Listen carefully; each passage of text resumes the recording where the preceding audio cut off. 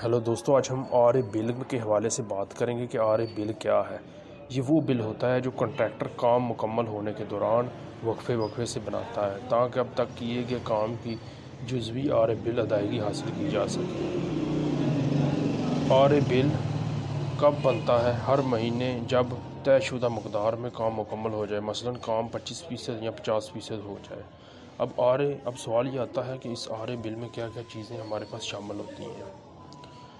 R A bill आमतौर पर previous work, current period work, total work done, deductions, ये चीज़ें इसमें आती हैं। Retention money, advance, recovery, taxes वगैरह इसमें लागू होते हैं। नेट पेएबल अमाउंट अदा होती है। अब सवाल यह है कि आर ए बिल क्यों ज़रूरी है। कैश फ्लो, कॉन्ट्रैक्टर को कैश फ्लो मिलता है, प्रोजेक्ट स्मूथली चलता रहता है, काम का रिकॉर्ड मेंटेन रहता है, डिस्प्यूट्स कम होते हैं।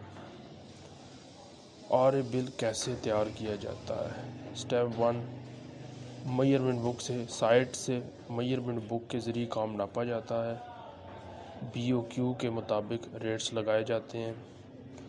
आर ए बिल पिछले काम का माइनस किया जाता है।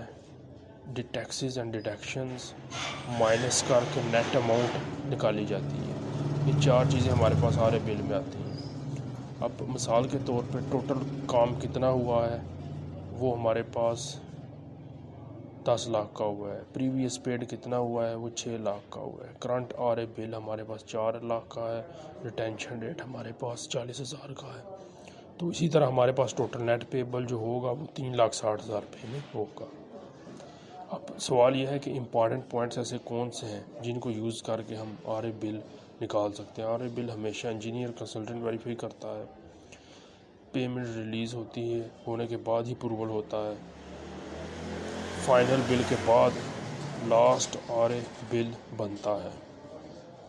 सिविल इंजीनियर्स के लिए टिप, आपको स्ट्रॉन्ग अंडरस्टैंडिंग की आर ए बिल के हवाले से site engineer, quantity surveyor, estimator, freelancer ये चीज़ें बनाती हैं। अगर आप चाहें तो मैं आर ए बिल का सैम्पल फॉर्मेट बना देता हूँ। तो ये थी दोस्तों आज की वीडियो। मैं उम्मीद करता हूँ कि वीडियो आपको अच्छी लगी होगी। अगर आपको वीडियो अच्छी लगी है तो प्लीज़ चैनल को सब्सक्राइब करें, वीडियो को लाइक करें ताकि वीडियो का नोटिफिकेशन आपको वक्त पर मिलता है।